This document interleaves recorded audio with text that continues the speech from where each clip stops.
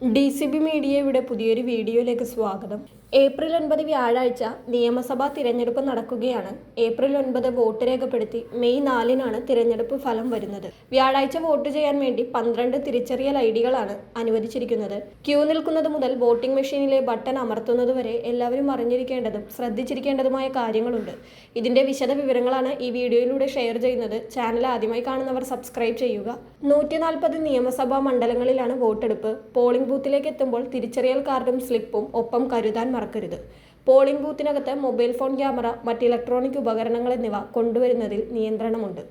Voter പട്ടികയിൽ നിങ്ങളുടെ പേരുണ്ടോ എന്ന സംശയമുള്ളവർക്ക് തിരഞ്ഞെടുപ്പ് കമ്മീഷന്റെ voters.eci.gov.in എന്ന വെബ്സൈറ്റിലോ വോട്ടർ ഹെൽപ്പ് ലൈൻ ആപ്പ് വഴിയോ എപ്പിക് നമ്പർ നൽകി അത് പരിശോധിക്കാവുന്നതാണ്. 1950 എന്ന ഹെൽപ്പ് ലൈൻ നമ്പറിൽ വിളിച്ചും വിവരങ്ങൾ അറിയാം. രാവിലെ 7 മുതൽ വൈകിട്ട് 6 വരെയാണ് വോട്ടിംഗ് സമയം. വോട്ടിംഗ് സമയം തീരുന്ന വൈകിട്ട് 6 മണിക്ക് ക്യൂവിൽ ആളുണ്ടെങ്കിൽ അവർക്ക് ടോക്കൺ നൽകി വോട്ട് ചെയ്യാൻ അനുവദിക്കും. പുതുതായി ആരെയും പ്രവേശിപ്പിക്കില്ല. തിരഞ്ഞെടുപ്പിൽ വോട്ട് ചെയ്യാൻ തിരിച്ചറിയൽ രേഖയായി ഉപയോഗിക്കേണ്ടത് ഇലക്ഷൻ ID കാർഡാണ്.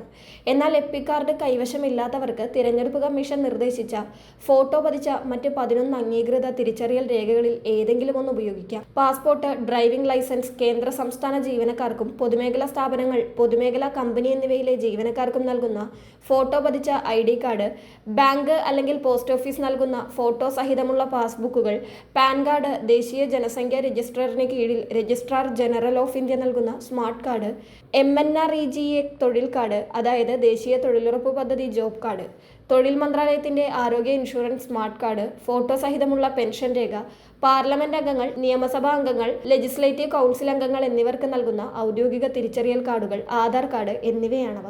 ഭിന്നശേഷി വോട്ടർമാർക്കും മുതിർന്ന പൗരന്മാർക്കും വോട്ടെടുപ്പ് ദിവസം പോളിംഗ് ബൂത്തുകളിൽ മുൻഗണന നൽകും. ബൂത്തുകളിൽ റാമ്പുകളും വീൽചെയറുകളും സജ്ജീകരിക്കും. കാഴ്ചപരിമിതിയുള്ളവർക്ക് ബ്രെയിൽ ലിപി സൗകര്യമുള്ള ഇലക്ട്രോണിക് വോട്ടിംഗ് മെഷീനുകൾ, സഹായത്തിനായി പ്രത്യേക വോളണ്ടിയർമാർ, ആവശ്യമായ ഇടങ്ങളിൽ ആംഗ്യഭാഷാ സഹായം എന്നിവയും ലഭ്യമാക്കും. ഭിന്നശേഷിക്കാരായ വോട്ടർമാർക്ക് പോളിംഗ് കേന്ദ്രങ്ങളിലേക്ക് എത്തുന്നതിനായി യാത്രാ സൗകര്യം ലഭ്യമാക്കുമെന്നും തിരഞ്ഞെടുപ്പ് കമ്മീഷൻ അറിയിച്ചിട്ടുണ്ട്.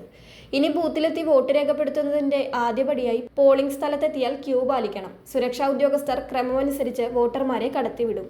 ആദ്യമെത്തുക ഫസ്റ്റ് പോളിംഗ് ഓഫീസറുടെ മുന്നിലാണ്. വോട്ടറുടെ തിരിച്ചറിയൽ കാർഡും സ്ലിപ്പിലെ ക്രമനമ്പറും പരിശോധിച്ച് വോട്ടർ പട്ടികയിൽ പേരുണ്ടെന്ന് ഉറപ്പാക്കും.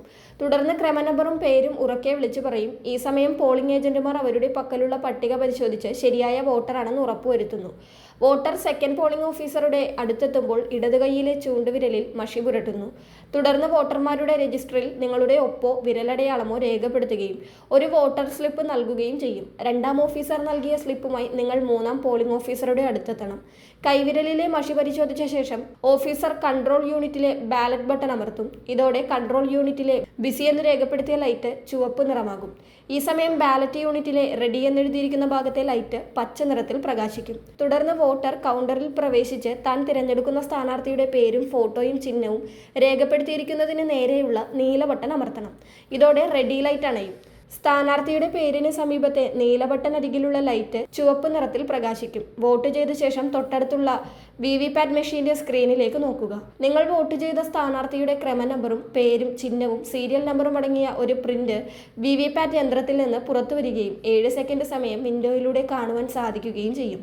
ഈ സമയം കൺട്രോൾ യൂണിറ്റിൽ നിന്ന് ബീപ് ശബ്ദം കേൾക്കുന്നതോടെ വോട്ട് രേഖപ്പെടുത്തിയതായി മനസ്സിലാക്കാം. ഏതാനും സെക്കൻഡുകൾക്കകം ബാലറ്റ് യൂണിറ്റിൽ സ്ഥാനാർത്ഥിയുടെ ബട്ടന് നേരെയുള്ള ചുവപ്പ് ലൈറ്റും കൺട്രോൾ യൂണിറ്റിലെ ബിസി ലൈറ്റും അണയും. ബീപ് ശബ്ദം നിലയ്ക്കും. ഇതോടെ വോട്ടിംഗ് നടപടികൾ പൂർണ്ണമായി. നിങ്ങൾക്ക് ബൂത്തിൽ നിന്ന് പുറത്തേക്ക് ഇറങ്ങാവുന്നതാണ്. മത്സരിക്കുന്ന സ്ഥാനാർത്ഥികളിൽ ആർക്കും വോട്ട് ചെയ്യാൻ താല്പര്യമില്ലെങ്കിൽ ബാലറ്റ് യൂണിറ്റിലെ ഏറ്റവും അവസാനത്തെ ബട്ടണായ നോട്ട് അമർത്താവുന്നതാണ്. ഇതും ഒരു സമ്മതിദാനാവകാശമാണ്. എല്ലാ നടപടികളുടെയും മേൽനോട്ട ചുമതല പ്രിസൈഡിംഗ് ഓഫീസർക്കാണ്.